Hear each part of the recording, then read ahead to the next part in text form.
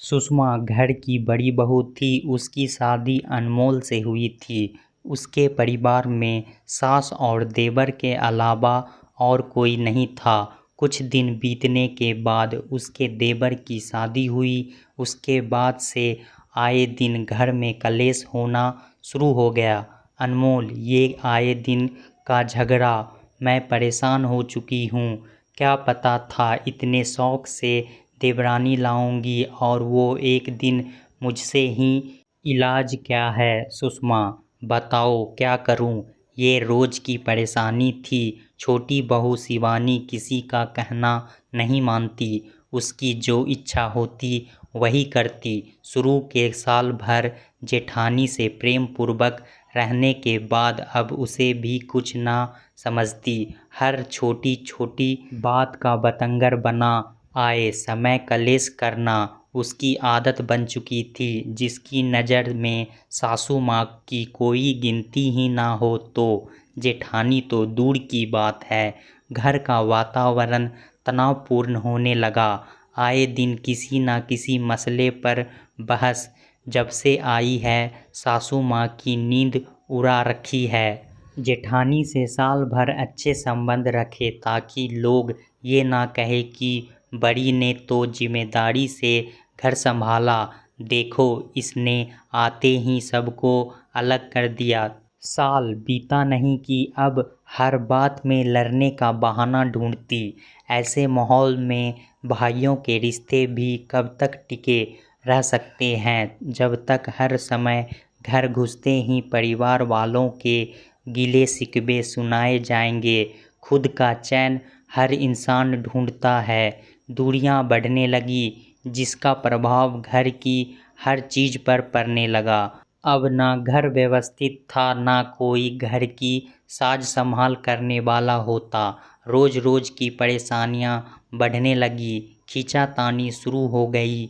सब एक दूसरे पर दोषारोपण करते। बच्चों में भी गलत प्रभाव पड़ रहा था। इन रोज रोज के झगड़ों में कोई समझ नहीं पा रहा था कि असली नुकसान किसको हो रहा है। उन बच्चों को जो घर का कलहपूर्ण वातावरण देख रहे थे, माँ को जिसने अपने बच्चों को कभी मिलकर हर चीज मिलकर बांट कर लेने के संस्कार दिए थे, दोनों बहुएं जो हक मन की भड़ास निकाल रही थी, या वो दोनों भाई जो बचपना, प्रेम, छोटे बड़े का आदर सब भूल चुके थे। सच तो ये है पिता की मेहनत से बनाई संपत्ति का रखवाला कोई ना था। संपन्न होते हुए भी जर्जर होते मकान में रह तो सब रहे थे, लेकिन उसके लिए करने वाला कोई न था। जब वातावरण ज़्यादा खराब होने लगा तो अलग अलग होने का फैसला लिया गया। दोनों उसी घर में अलग हो गए, ये सोच कि अब शांति रहेगी। लेकिन आदत जिसकी एक बार बहस करने की पड़ जाए, उसके लिए छोटे बड़े के मायने खत्म हो जाते हैं। जो जैसे रहता वैसे ही अलग हो लिए। कुछ दिन शांति थी। सबको लगा फैसला लेने में देरी की ये समाधान पहले ही कर प्रेम से अलग हो जाना चाहिए था। लेकिन जहाँ छोटे बड़ों का लिहाज खत्म कर चुका हो, वहाँ शांति कब तक रह सकती है? दिल अलग हो जाए। एक ही घर के दो हिस्से हो गए। माँ जिसने पैदा किया उसके वजूद के टुकड़े हो गए। पति की कमी आज खल रही थी। उनके साथ ना होने से आज माँ असहाय सा महसूस कर रही थी। कुछ समय बीतने के बाद एक नई ही परेशानी थी। शिवानी को हर उस चीज़ की मांग होती जो बड़ी के घर है। उसने अपने घर को कभी शांति से चलने ही नहीं दिया। यदि इंसान में होर की प्रवृत्ति आ जाए तो वो जीवन में कभी संतुष्ट नहीं होता। वो आए समय माताजी और पति को ताने देती रहती। घर में सबका अपना कोना निकल चुका था। अधूरी रही तो बस माँ। सबसे ज़्यादा तकलीफ़ तब होती जब अपने ही बच्चों को आपस में मुंह फेरते देखती। समय के साथ मकान की स्थिति भी बद से बदतर होती जा रही थी। शिवानी जलन ही जलन में आज भी सुषमा को परेशान करने के बहाने खोजती। सोचती माँ हमारे साथ है तो उन्हें सुषमा और अनमोल से संपर्क खत्म कर देना चाहिए। दो पाटों के बीच पिसती माँ और प्यार से सजाया उसका आशियाँ जर्जर हो चुका था। छोटे छोटे बच्चे माँ के प्रभाव में उम्र से पहले गलत संस्कार सीख रहे थे। आज नीचे की सफाई को लेकर शिवानी ने कलेश मचा रखा था। कभी नीचे गाड़ियाँ रखी करने पर उसको परेशानी होती। नित नए बहाने ढूंढ माँ के पीछे फैसला करने को पड़ी थी। शांति से माँ ने शाम को सब बच्चों को बैठ फैसला सुनाने को कहा। पांचों बैठे थे। सुषमा और अनमोल समझ नहीं पा रहे थे जो माँ अपनी ज़िंदगी से जुड़े फैसले कभी नहीं ले पाई। वो आज मुस्कुराते हुए बोली, जानती हूँ तुम बहुत बड़े हो गए हो, इतने बड़े कि पहले तो माँ का कद ही छोटा हुआ था, अब पद भी छोटा हो चुका है। तुम्हारे पापा ने प्यार से तुम्हारे भविष्य के लिए ये आशियाना सजाया था। कहते थे देखना दोनों बच्चों को ऊपर वाले एक एक कमरे दे देंगे और नीचे हम रहेंगे।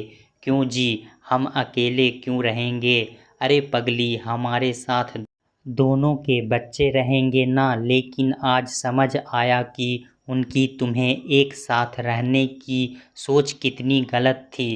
काश एक बेटे के लिए समय रहते दूसरी जगह की व्यवस्था की होती तो वार त्यौहार प्रेम से इकट्ठा होते। यूं अनजानों की तरह जब एक दूसरे से मुंह फेर कर जाते हो। मेरे दिल में जो आग सुलगती है उसे शब्दों में बताना बहुत कठिन है। जानती हूँ हमारे संस्कार हार गए जब अपनों में ही एक दूसरे के प्रति विश्वास और प्रेम नहीं रहा। तो ये तो पराए घर से आई है, इनसे कैसे उम्मीद करूँ? छोटी बहू बहुत दिन से फैसला करो कह पीछे पड़ी है। मैं नहीं चाहती तुम्हारी आज की नासमझी का प्रभाव बच्चों पर पड़े, इसलिए अपनी भावनाओं को तिलांजलि दे तुमसे यही कहूँगी कि इस समय मकान को बेच दोनों भाई अलग चले जाओ। इतनी प्रार्थना है कि जब मिलो प्रेम से मिलना, जिससे तुम्हारे पापा की आत्मा को मुक्ति मिल सके। कह माँ धीरे धीरे कदम बढ़ा अंदर चली गई। दोनों बेटे माँ की बात से शर्मिंदा थे। एक ही घर के दो हिस्से ना केवल मकान को बांटते हैं बल्कि घर के हर रिश्ते को बांट देते हैं। ऐसा नहीं कि अपवाद नहीं, कई घरों में प्रेम भी देखा जाता है जहां कहने को तो एक ही घर में अलग अलग स्वतंत्रता से जीवन जीते हैं, लेकिन जब इकट्ठा होते हैं प्रेम से रहते हैं। समझदारी और लिहाज से निभाया हर रिश्ता आजीवन महकता है। लड़ने को 10 बहाने हैं, जुड़ने का एक प्रयास भी बहुत है। ये भी ज़रूरी नहीं कि हर घर को अलग करने में छोटी बहू की रोल अदा करे। कभी कभी अपना अधिकार खत्म होता देख बड़ी भी विवाद का विषय हो सकती है। जहां आपसी प्रेम ना हो वहां सबसे अच्छा है अलग रहना, जिससे एक दूसरे पर छींटाकशी से रिश्ते समय के साथ बिगड़ते ही ना जाएं। दूर रहने से प्रेम बढ़ता भी है और सबको अपने हिसाब से जीने का मौका भी मिलता है। साथ रहने से बड़ा कोई गुण नहीं, लेकिन स्थिति बद से बदतर हो तो कदम उठाने में झिझक कैसी? एक ही घर में रहकर अगर समानता नहीं होगी तो हर किसी के मन में एक दूसरे के प्रति कड़वाहट आ ही जाती है। अगर रिश्तों में थोड़ा कम या ज़्यादा किसी को मिले तो थोड़ा नज़रअंदाज करके ही चलना चाहिए, अन्यथा आप परिवार में एक साथ नहीं चल पाएंगे। स्वाभाविक सा बात है कि अगर बड़े बेटे को ज़्यादा कुछ दिए तो छोटे बेटे को तकलीफ़ होगी, तो वह अपनी माँ से लड़ेंगे कि एक को आपने ज़्यादा दिया और मुझे कम क्यों। और माँ भी दोनों बेटों में संतुलन नहीं बना पाती है।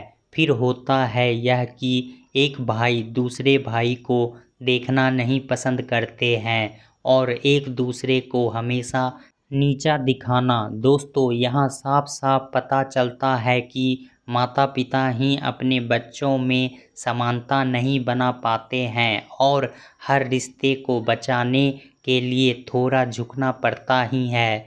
हमारे समाज में भी यही हो रहा है। भाई भाई को देखना नहीं चाह रहा है, बहू सास को देखना पसंद नहीं कर रही है, भाई बहन को देखना पसंद नहीं कर रहा है। यदि हम अपने मन से लालच, गुस्सा, कड़वाहट, ऊंच नीच, घमंड को निकाल दे और एक दूसरे का साथ दे तो हमारा घर समाज में एकजुटता हमेशा बना रहेगा। फिर कभी भाई भाई में लड़ाई नहीं होगी और किसी के माँ बाप कभी वृद्धा आश्रम नहीं जाएंगे। दोस्तों, आज की कहानी आपको कैसा लगा हमें कमेंट में ज़रूर बताएं। इसी तरह की पारिवारिक कहानी सुनने के लिए हमारे चैनल को सब्सक्राइब करना ना भूलें। धन्यवाद।